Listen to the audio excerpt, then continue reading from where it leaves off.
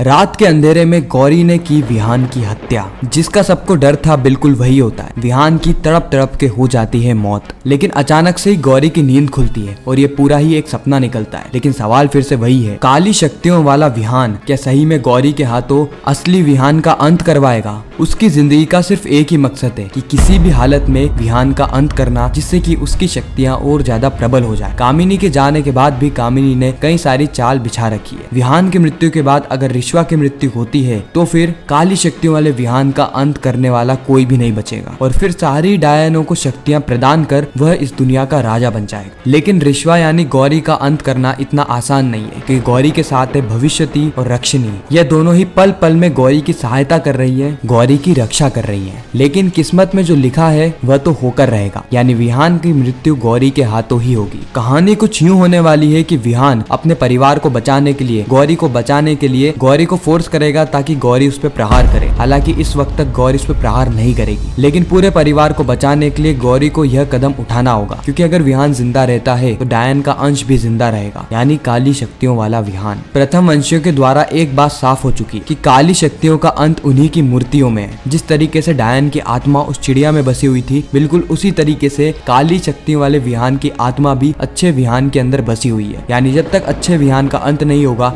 तब तक काली शक्तियों का भी विनाश नहीं होगा। कहानी के अंत में हम देखेंगे कि ये सभी लोग एकजुट हो जाएंगे। प्रथम वंशी, हर्ष, सिया, भविष्यति और पूरा ही परिवार, ये सभी लोग मिलकर करेंगे विहान और उसकी काली शक्तियों का सामना। आखिरकार गौरी के हाथों हो जाएगा विहान का अंत और ये पूरी कहानी इसी तरीके से समाप्त होने वाली है। लेकिन यहाँ पर एक ट्विस्ट ऐड करा जाएगा, जिससे कि हमें जादू तेरी नजर का सीजन 2 के हिंट्स मिलेंगे। तो यही कहानी है जो कि हमें जादू तेरी नजर के आने वाले एपिसोड्स में देखने को मिलने वाली है। ऐसी ही रेगुलर और रियल अपडेट पाने के लिए हमारे चैनल को सब्सक्राइब जरूर करें।